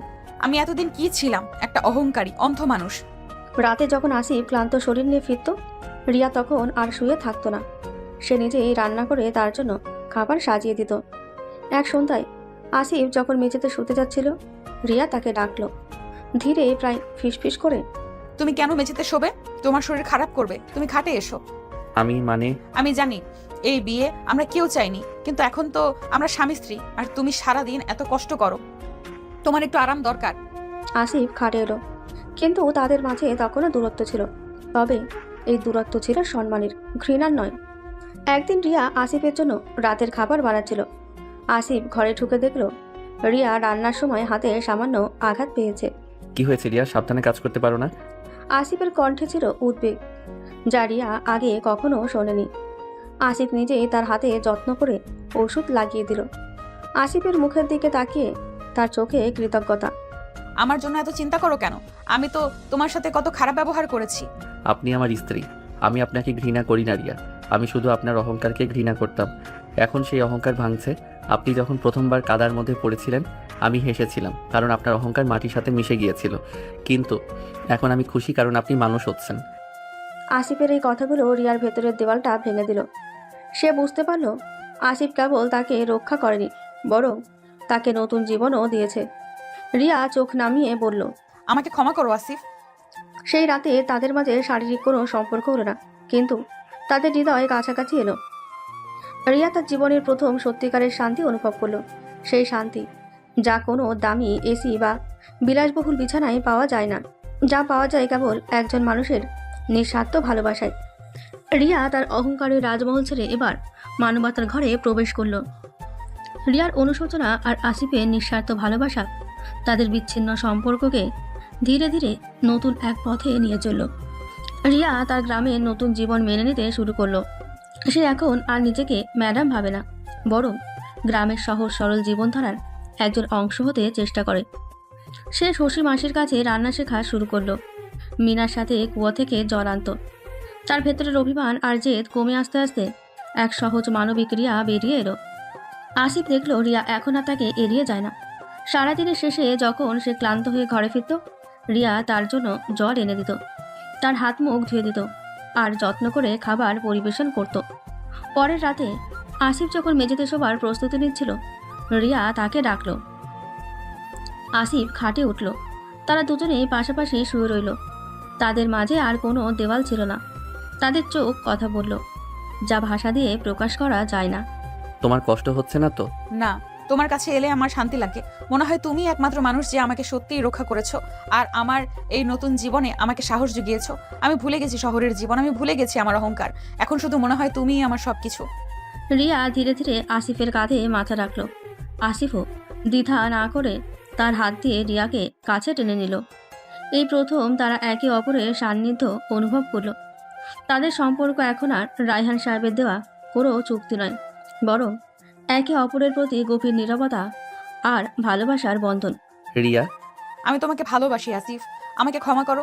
আমি তোমাকে অনেক কষ্ট দিয়েছি। আমি চাই তুমি আমাকে তোমার স্ত্রী হিসেবে গ্রহণ করো। আসিফের চোখ জলে ভরে গেল। যে মেয়ে তাকে সারা জীবন ঘৃণা করেছে, আজ সে তার বুকে আশ্রয় চাইছে। তার ভালোবাসার কাছে রিয়া সব অহংকার পরাজিত হলো। আসিফ রিয়াকে আলতো করে নিজের আরো কাছে টেনে নিল। আমিও তোমাকে ভালোবাসি রিয়া। সব ভুলে গিয়ে আজ থেকে আমরা নতুন জীবন শুরু করব। সেই বাসর রাতে তাদের শরীরের সাথে হৃদয়ের মিলন হলো। সেই রাতে রিয়া আর আসিফের সম্পর্ক এক নতুন গভীরতা পেল। তাদের প্রেম যা শুরু হয়েছিল ঘৃণা আর অভিশাপ দিয়ে, তা এখন বিশ্বাস আর ভালোবাসার এক মজবুত ভিত্তি পেল। তাদের হৃদয় যখন এক হলো, তখন আর কোনো দূরত্ব রইল না। বাসর ঘরটি তাদের জন্য ছিল না, কিন্তু সেই ছোট্ট মাটির ঘরটি তাদের ভালোবাসার মন্দির হয়ে উঠল। রিয়া যে একসময় এই ঘরকে নরক মনে করত, আজ সেই ঘরের উষ্ণতায় নিজেকে খুঁজে পেল। আসিফ তার ভালোবাসার হাত দিয়ে রিয়ার ভেজা চুলগুলো আলতো করে সরালো। তার চোখে ছিল শ্রদ্ধা আর গভীর মমতা। রিয়া প্রথমবার দেখল আসিফের চোখে কোনো লালসা নেই, আছে শুধু বিশুদ্ধ ভালোবাসা। আমি তোমার কাছে ঋণী আসিফ। তুমি আমাকে কেবল বাঁচাওনি, আমাকে ভালোবাসতে শিখিয়েছো। আমি আজ তোমার স্ত্রী। আসিফ তার কপাল রিয়ার কপালে ছোঁয়ালো। তাদের নিঃশ্বাসের উষ্ণতা এক হলো। রিয়া দ্বিধা ভুলে গিয়ে নিজেকে সম্পূর্ণরূপে আসিফের কাছে সমর্পণ করলো। তাদের শারীরিক মিলন হলো, যা ছিল ভালোবাসা, বিশ্বাস আর ত্যাগের এক পবিত্র বন্ধন। সেখানে কোনো অহংকার ছিল না, ছিল না কোনো ঘৃণা, ছিল কেবল দুটি মানুষের আত্মার মিলন। রিয়া প্রথমবার বুঝতে পারল শারীরিক সান্নিধ্য কতটা পবিত্র হতে পারে যখন সেখানে থাকে সত্যিকারের ভালোবাসা। সে অনুভব করলো তার সারা জীবনের বিলাসবহুল জীবন নয়, বরং এই দরিদ্র ঘরের ভালোবাসাটাই তার সবচেয়ে বড় সম্পদ। আসিফ যে একসময় ছিল চাকর, সে আজ তার রাজকুমারী স্ত্রীকে পেল শুধু ভালোবাসা আর সম্মান দিয়ে। সকালের আলো যখন মাটির ঘরের জানলা দিয়ে ভেতরে এলো, রিয়া তখনও আসিফের বুকে মাথা রেখে শুয়েছিল। তার মুখে ছিল এক গভীর শান্তি। সেই রাতে তাদের সম্পর্ক পূর্ণতা পেল, আর তাদের নতুন জীবন শুরু হলো এক মজবুত ভালোবাসার ভিত্তিতে। বাসর রাতের পর সকালে রিয়া যখন আসিফের বুকে জেগে উঠল, তখন তার মুখে ছিল এক গভীর পরিতৃপ্তি আর ভালোবাসা। আসিফ তখনও ঘুমিয়েছিল। রিয়া আলতো করে আসিফের কপালে চুমু খেল। শুভ সকাল আমার জীবন। আসিফ চোখ খুলল। তার চোখে তখন ভোরের আলো। সে রিয়াকে দেখল। তার চোখে আর সেই অহংকার নেই, আছে শুধু স্নিগ্ধতা। শুভ সকালে রিয়া। এখন আমার সকালটা সত্যি শুভ। তুমি কি করে পারলে আসিফ? আমি তোমাকে এত অপমান করলাম, এত ঘৃণা করলাম, আর তুমি শুধু আমাকে ভালোবেসেই গেলে। তোমার ভিতরের মানুষটাকে আমি প্রথম থেকেই দেখতে পেয়েছিলাম রিয়া। তোমার অহংকারটা ছিল একটা মুখোশ। আমি জানতাম একদিন এই মুখোশটা ভাঙবেই। আমি তো শুধু অপেক্ষা করেছিলাম। আর শোনো, কি? আমার কাছে তোমার ওই রাজমহলের এসি ঘর, দামি গাড়ি আর গয়না কিছুই ছিল না। আমার কাছে ছিল শুধু এই মাটি আর এই ভালোবাসা।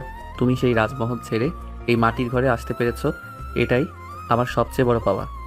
আমার বাবা ঠিকই করেছিলেন আমাকে এই পৃথিবীতে এনে, এই মানুষের কাছে এনে। তিনি আমাকে বাঁচালেন। তুমি আমার আসল রাজপুত্র আসিফ। আলতো করে রিয়ার চিবুক তুলে ধরে, তুমি আমার রানী, যে রানী অহংকারকে ত্যাগ করে ভালোবাসা বেছে নিয়েছে। আর শোনো, এখন থেকে আর কোনো কষ্ট বা চিন্তা নয়। তুমি আমার পাশে থাকলে আমি এই গ্রামে আরেকটা নতুন রাজত্ব করব। যেখানে তুমি রাজা আর আমি তোমার একমাত্র দাসী, শুধু ভালোবাসার দাসী। না রানী, তুমি হবে আমার হৃদয় রানী।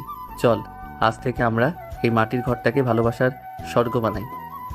রিয়া আর আসিফ একে অপরের চোখে নতুন জীবনের অঙ্গীকার দেখল। তাদের ভালোবাসা আর বিশ্বাসের বাঁধন এখন জীবনের সব বাধা পার করার জন্য যথেষ্ট। তাদের ভালোবাসার পর রিয়া আর আসিফের জীবনে এক নতুন ছন্দ এলো। রিয়া এখন আর ঘরে বসে থাকে না, সে পুরোপুরি বদলে গেছে। সে বুঝতে পেরেছে তার স্বামীর পরিশ্রমের মূল্য কতটা। তুমি এত কষ্ট করে মাঠে কাজ করো আর আমি শুধু ঘরে বসে থাকবো? না, তা হবে না। আমি তোমার দোকানটা সামলাবো। তুমি দোকান সামলাবে? তুমি তো কোনোদিন কোনো কাজ করোনি। আমি শিখবো। আমি তখন তোমার স্ত্রী, তোমার সঙ্গী। শহরের কলেজে ডিগ্রি কাজে না লাগুক, তোমার ভালোবাসা তো কাজে লাগাতে পারি। এরপর থেকে শুরু হলো রিয়া ও আসিফের নতুন সংগ্রাম। আসিফ সকালে মাঠে দিনমজুরের কাজ করতে যেত, কারণ দোকানের সামান্য আয়ে সংসার চালানো কঠিন ছিল। আর রিয়া তার স্বামীর সেই ছোট্ট দোকানটি সামলাতে লাগলো। প্রথম দিকে রিয়াকে অনেক ঝামেলা পোহাতে হলো। গ্রামের মানুষের সাথে দরদাম করা, হিসেব রাখা, এসব তার জন্য কঠিন ছিল। কিন্তু তার আন্তরিকতা ও মিষ্টি ব্যবহার ধীরে ধীরে গ্রামের মানুষের মন জয় করে নিল। রিয়া এখন হাসি মুখে শশী মাসির কাছে চাল ডাল বিক্রি করে, মিনার সাথে গল্প করে। তার দোকানে এখন ভিড় লেগেই থাকে। তার সততা আর যত্নশীল ব্যবহারে দোকানটি অল্প সময় লাভজনক হয়ে উঠল। আসিফ যখন দিনের শেষে কাদা মেখে ক্লান্ত হয়ে ফিরত, রিয়া তখন দোকান বন্ধ করে তার জন্য খাবার তৈরি করত। তুমি দোকানটা না সামলালে কি হতো? আমার কষ্ট কমেছে আর আয়ও বেড়েছে। তুমি চিন্তা করো না, আর তোমার এত কষ্ট করে মাঠে যেতে হবে না। এবার শুধু দোকানেই মন দাও, আমি তোমার পাশে আছি। প্রায় বছর খানেক পর একদিন দুপুরে গ্রামের কাঁচা রাস্তায় একটা দামি গাড়ি এসে থামল। গাড়ি থেকে নামলেন রায়হান সাহেব। তিনি নিঃশব্দে রিয়া ও আসিফের বাড়ির দিকে এগিয়ে গেলেন। রায়হান সাহেব দেখলেন রিয়া হাসি মুখে দোকানে বসে গ্রামের মহিলাদের সাথে গল্প করছে, সাবধানে হিসেব করছে। তার পরনে দামি পোশাক নেই, সাধারণ শাড়ি, পায়ে হিল নেই, স্লিপার। কিন্তু তার মুখে যে উজ্জ্বলতা, তা আগে কখনো ছিল না। হঠাৎ রায়হান সাহেবকে দেখে চমকে উঠল। বাবা, আপনি? রিয়া দ্রুত উঠে গিয়ে রায়হান সাহেবের পায়ে হাত দিয়ে প্রণাম করল। তার চোখে কোনো অহংকার বা ভয় ছিল না, ছিল শুধু বিনয়। রিয়া, তোকে দেখে চিনতে পারছি না। সাহেব? আসিফের পিঠ চাপড়ে, আর সাহেব নয় জামাই, তুমি আমার মেয়েকে শুধু বাঁচাওনি, তুমি তাকে জীবন দিয়েছো। আমি তো ভেবেছিলাম সে হয়তো এই কষ্ট সহ্য করতে পারবে না, কিন্তু রায়হান সাহেব রিয়াকে জড়িয়ে ধরলেন। তার চোখে তখন আনন্দাশ্রু। তুই সত্যিই বদলে গেছিস মা। তোর চোখ দেখে আমি বুঝতে পারছি তোর ভেতরের অহংকারটা আজ পুরোপুরি মরে গেছে। তুই একজন প্রকৃত মানুষ হয়েছিস মারে, প্রকৃত মানুষ। তোর হাতিতে আজ যে শান্তি, তা আমার টাকা দিয়ে কেনা যায় না। আপনার জন্যই আজ আমার নতুন জীবন বাবা। আপনি সেদিন আমাকে শাস্তি না দিলে আমি বুঝতেই পারতাম না ভালোবাসা আর মানবতা কি জিনিস। রায়হান সাহেব দেখলেন আসিফ আর রিয়া এখন সত্যিকারের সুখী দম্পতি। তিনি বুঝতে পারলেন তার মেয়েকে সঠিক শিক্ষা দিতে গিয়ে তিনি হয়তো কষ্ট দিয়েছেন, কিন্তু বিনিময়ে তারা পেয়েছে সত্যিকারের ভালোবাসা আর মূল্যবোধ। রায়হান সাহেব সানন্দে ঘোষণা করলেন এবার তারা যখন খুশি শহরে ফিরতে পারে। তবে রিয়া আর হাসিফ হাসি মুখে জানালো তাদের রাজত্ব এখন এই গ্রামেই। রায়হান সাহেবের আশীর্বাদ পাওয়ার পর রিয়া আর আসিফের দাম্পত্য জীবনে আরও আনন্দ এলো। তাদের ছোট্ট সংসার ভালোবাসা আর আনন্দে ভরে উঠল। আসিফ এখন মাঠে যাওয়া অনেকটাই কমিয়ে দিয়েছে। রিয়া দোকান সামলায় আর আসিফ তাকে নতুন পণ্য আনা ও হিসেব রাখার কাজে সাহায্য করে। তাদের যৌথ প্রচেষ্টায় দোকানটি এখন বেশ সফল। এর কিছুদিন পরের কথা, একদিন সকালে রিয়া তার নিত্যদিনের কাজ করতে গিয়ে হঠাৎ অসুস্থ বোধ করলো। বমি বমি ভাব আর মাথা ঘোরা শুরু হলো। কি হলো রিয়া? তোমার শরীর খারাপ লাগছে? তুমি তো কাল রাতেও ভালোভাবে ঘুমাওনি। জানি না, শরীরটা কেমন যেন দুর্বল লাগছে, হয়তো গ্রামের গরমে এমন হচ্ছে। আসিফ আর দেরি করলো না। সে তৎক্ষণাৎ রিয়াকে নিয়ে গ্রামের স্বাস্থ্যকেন্দ্রে গেল। সেখানকার ডাক্তার একজন প্রবীণ মহিলা রিয়াকে পরীক্ষা করলেন। পরীক্ষা শেষে তিনি হাসি মুখে আসিফকে জানালেন এক দারুণ সুখবর। রিয়া, তোমাকে দেখে মনে হচ্ছে তোমার জীবনে এক নতুন অতিথি আসছে। তোমরা বাবা মা হতে চলেছো। রিয়া আর আসিফ দুজনেই প্রথমে হতবাক হয়ে গেল, তারপর তাদের চোখে মুখে নেমে এলো আনন্দের বন্যা। তাদের ভালোবাসার ফসল, তাদের কঠিন জীবনের লড়াইয়ের পর এই সুখবর যেন স্বর্গের আশীর্বাদ। আনন্দে রিয়াকে জড়িয়ে ধরে, রিয়া, তুমি মা হতে চলেছ। আমার জীবনের সেরা খবর এটা। আসিফ, আমি বিশ্বাস করতে পারছি না, আমাদের সন্তান। গ্রামের সেই ছোট্ট বাড়িতে মুহূর্তেই আনন্দের ঢেউ লাগলো। শশী মাসি এবং মিনা খবরটা শুনে ছুটে এলেন। শশী মাসি রিয়াকে কোলে বসিয়ে আদর করলেন, আর মিনা তাকে নানান ধরনের লোক উপদেশ দিতে শুরু করলো। বৌমা, সাবধানে থাকবে, এখন আর ভারী কাজ করবে না। আমি আসিফকে বলে দেব সে যেন এখন তোমাকে বেশি কষ্ট না দেয়। রিয়া এই প্রথমবার তার জীবনে এত গভীর এবং সত্যিকারের সুখ অনুভব করলো। তার গর্ভে এখন তাদের ভালোবাসার প্রতীক। যে রিয়া একদিন তার গর্ভের সন্তানের বাবাকে ছোটলোক বলে ঘৃণা করত, আজ সেই রিয়া গর্বিতভাবে সেই স্বামীর সন্তানের জননী হতে চলেছে। সন্ধ্যায় আসিফ রায়হান সাহেবকে ফোন করে খবরটা জানাতেই রায়হান সাহেব আনন্দে কেঁদে ফেললেন। তিনি তৎক্ষণাৎ তাদের কাছে আসার জন্য রওনা হলেন। এবার আর শাস্তি দিতে নয়, তার মেয়ে আর জামাইকে অভিনন্দন জানাতে। তাদের ভালোবাসার রাজত্ব এখন পূর্ণতার পথে। রিয়া অন্তঃসত্ত্বা হওয়ার খবরটা তাদের জীবনে এক নতুন দিগন্ত খুলে দিল। রায়হান সাহেব তড়িঘড়ি গ্রামে এলেন। তার চোখে এখন শুধু আনন্দ আর গর্ব। তিনি রিয়াকে শহরে ফিরিয়ে নিয়ে যেতে চাইলেন উন্নত চিকিৎসার জন্য, কিন্তু রিয়া রাজি হলো না। বাবার হাত ধরে, বাবা, আমি এখানে ভালো আছি। এখানে সবাই আমাকে এত ভালোবাসে, এত যত্ন করে, যা শহরে কোনো দামি হাসপাতালেও পেতাম না। আমার সন্তানই মাটির গন্ধেই বড় হবে। রায়হান সাহেব তার মেয়ের কথায় মাথা নত করলেন। তিনি বুঝলেন তার মেয়ে এখন সত্যিই সুখী। তিনি গ্রামে কিছু টাকা দান করলেন, আসিফের দোকানটিকে আরও বড় করে দিলেন, আর রিয়াও অনাগত সন্তানের জন্য সব ধরনের সুবিধা নিশ্চিত করলেন। সন্ধ্যার পর রিয়াকে জড়িয়ে ধরে, তুমি আজ আমার জন্য এত কিছু ত্যাগ করলে আমি তোমাকে এই ভালোবাসার প্রতিদান দিতে পারবো না। তুমি তো আমাকে সব দিয়েছো আসিফ। তুমি আমাকে অহংকারের দাসী থেকে ভালোবাসার রানী বানিয়েছো। আমাদের এই সন্তান হবে আমাদের ভালোবাসার প্রতীক।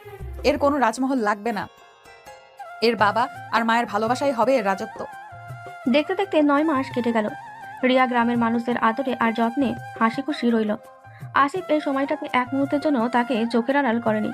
তার চোখে সবসময় ছিল রিয়া আর অনাগত সন্তানের প্রতি গভীর যত্ন। একদিন রাতে রিয়ার প্রসব বেদনা শুরু হলো। গ্রামের শশীমাস এবং অন্যান্য মহিলারা ছুটে এলেন। স্বাস্থ্যকেন্দ্রের ডাক্তাররাও এলেন। কঠিন প্রসব যন্ত্রণার পর রিয়া জন্ম দিল এক ফুটফুটে পুত্র সন্তানের। নবজাতকের কান্না যখন সেই ছোট্ট মাটির ঘরে প্রতিধ্বনিত হলো, তখন আসিফের চোখ জলে ভরে গেল। সে তার সদ্যজাত সন্তানকে হাতে তুলে নিল। তার চোখে ছিল এক অপার্থিব তৃপ্তি। রিয়া তখন হাসি মুখে তার স্বামীর দিকে তাকালো। রিয়ার কপালে চুমু দিয়ে, পারবো না। ধন্যবাদ রিয়া, সবকিছুর জন্য ধন্যবাদ। এ তো আমাদের ভালোবাসার জয় আসিফ। রায়হান সাহেব যখন গ্রামে এসে তার নাতিকে দেখলেন, তখন তিনি আবেগাপ্লুত হয়ে পড়লেন। তিনি তার জামাই আর মেয়েকে নিয়ে গর্বিত হলেন। রিয়া আর আসিফ সিদ্ধান্ত নিল তাদের সন্তানের নাম হবে অর্ণব, যার অর্থ সমুদ্র। যেন তার জীবনটা হয় ভালোবাসার মতো বিশাল আর গভীর। যে কাহিনী শুরু হয়েছিল তীব্র ঘৃণা, অহংকার আর অভিশাপ দিয়ে, সেই কাহিনী শেষ হলো নিঃস্বার্থ ভালোবাসা, ত্যাগ আর মানবতা দিয়ে। রিয়া তার অহংকারের রাজমহল ছেড়ে মাটির ঘরে নেমে এসেছিল বটে, কিন্তু সেই মাটির ঘরে সে খুঁজে পেল তার সত্যিকারের পরিচয়, তার সত্যিকারের ভালোবাসা। আসিফের অভিশাপ সত্য হয়েছিল, রিয়ার অহংকার ভেঙেছিল, কিন্তু সেই অভিশাপই তাদের জীবনের সবচেয়ে বড় আশীর্বাদ হয়ে এসেছিল। তারা প্রমাণ করলো ভালোবাসার মানবতাই জীবনের আসল ঐশ্বর্য।